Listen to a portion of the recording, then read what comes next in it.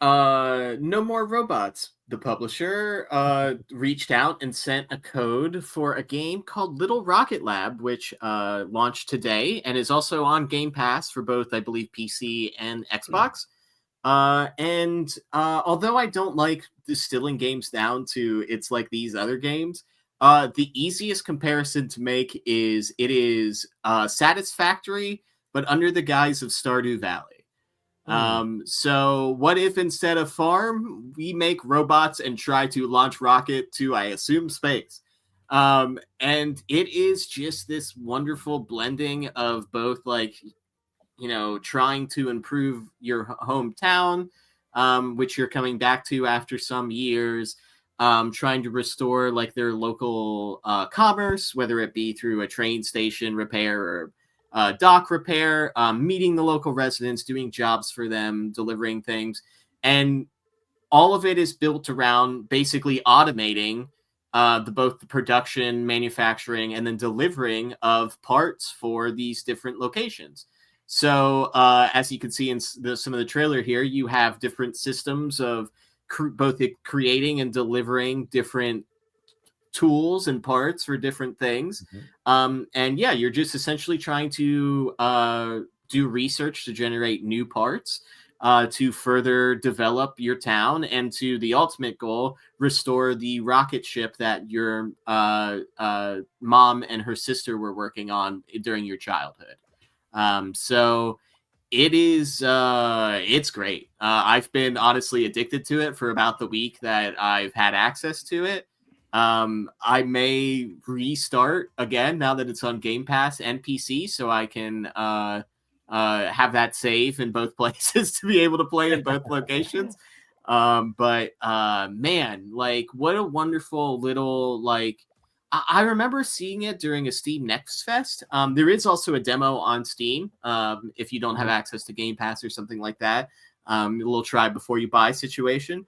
But yeah, it is just, a nice, relaxing automation game while also, allowing you to sort of focus on the town and expand the way that you want to progress through the systems and to sort of be able to build your factories out. Like maybe you prioritize being able to move stuff around or being able to do production faster and stuff like that. So it's honestly incredible. If I'm being honest, it's and you can throw a tennis ball to a dog. Yes, yeah, you have a pet dog, and like once in a while, every morning, or not every morning, but every once in a while morning, he will wake you up with a ball, and you can toss that ball around and play fetch with them.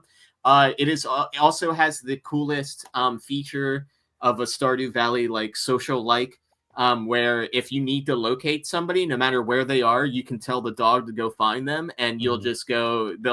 You can follow the dog directly to that person to be able to finish your mission or deliver whatever you need. And stuff like that. And it's just like, it's honestly like a very good story. I'm maybe, what feels like not even 30% of the way through the game.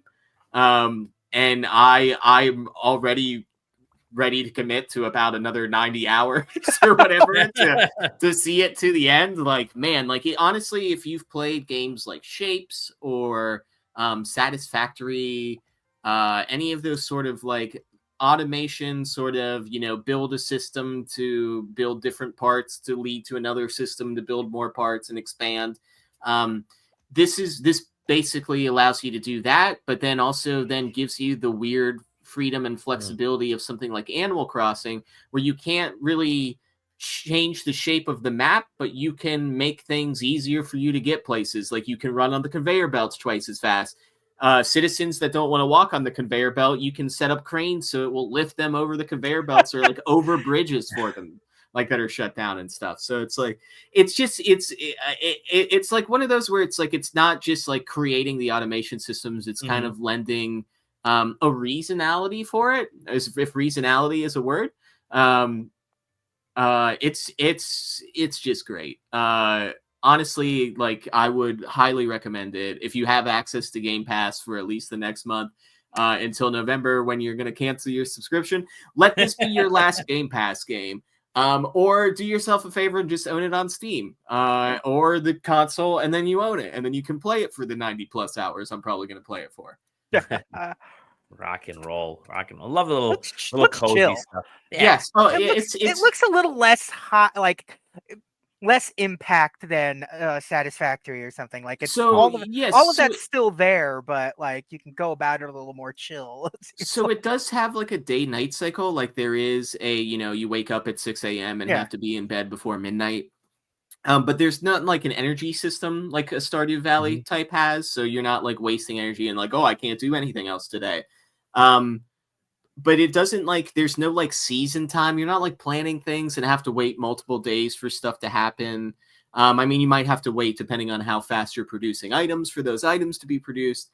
But you could be setting up other things and doing stuff while that's going on.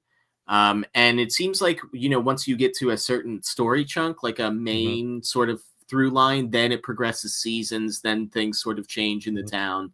You get access to more places and different things. So, I think if you're at all interested in those life sims or an automation style game, like this is the perfect like hybrid between the two. It's the Persona 4 dancing all night of Stardew Valley games and automation games. So play that.